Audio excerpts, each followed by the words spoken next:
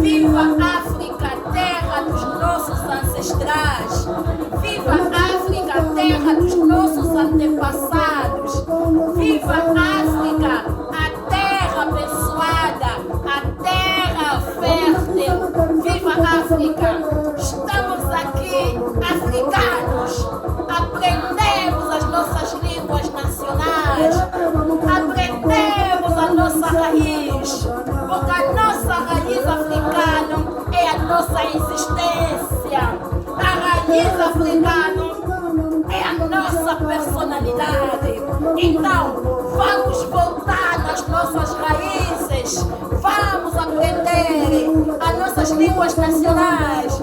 Vamos ouvir aquele som de batuque das músicas tradicionais dos nossos ancestrais.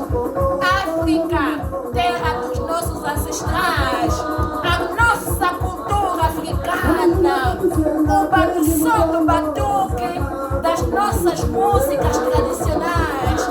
África, terra dos nossos ancestrais, a terra dos nossos ancestrais é o nosso patrimônio.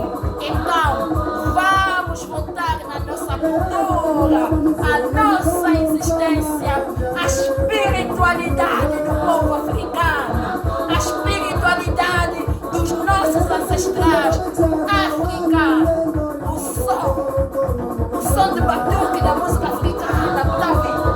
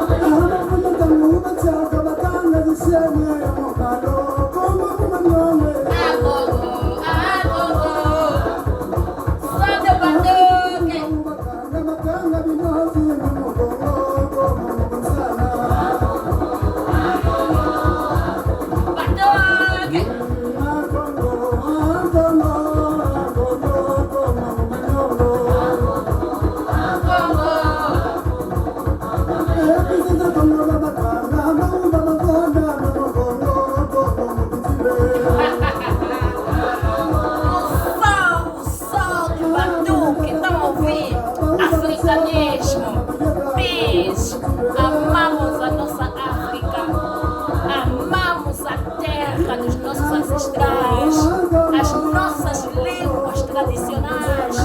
Aprendemos a valorizar as nossas línguas nacionais